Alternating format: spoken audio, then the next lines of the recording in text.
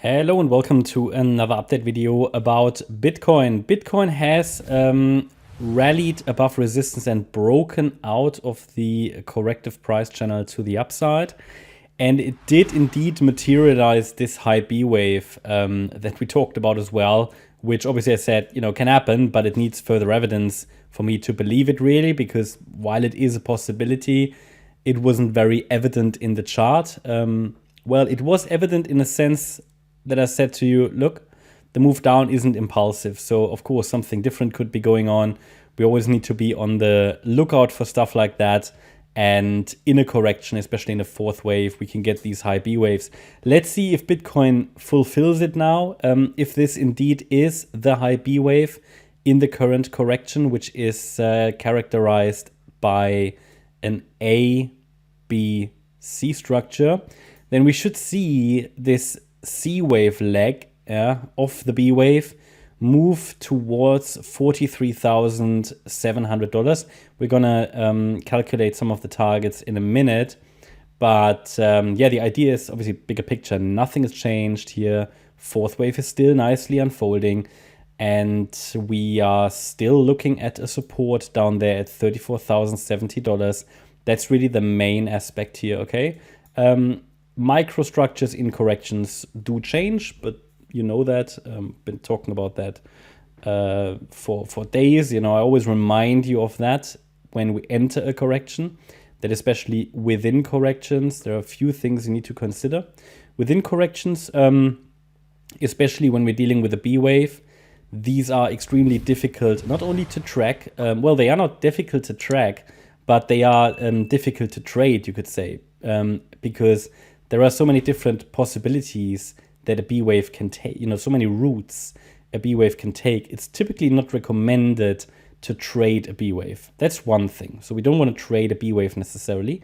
Generally, within a correction, the focus needs to be on capital preservation and planning the next move. Normally not trading within a correction. Well, if you do, don't be surprised if you get a lot of headwinds.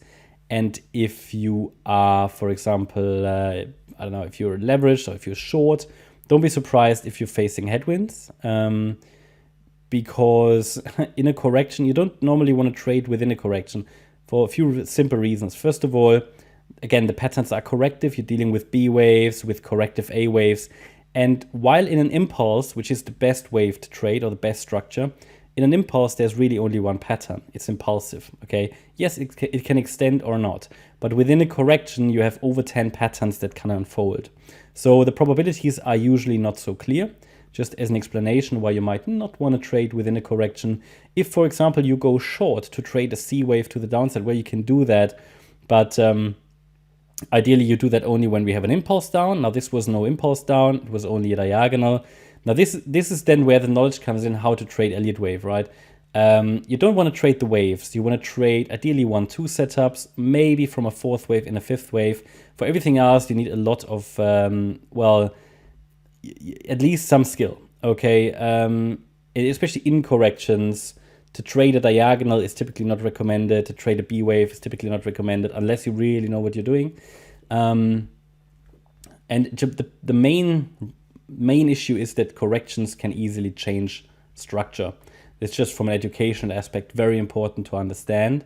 And it's also not about trading the waves. It's about understanding what the levels are. And then one way to trade within a correction is basically gridding. Now, I have my grid bot running for Link, for example. I could set up here for Bitcoin one as well. But the thing is, you can do that manually as well. You can just scale in.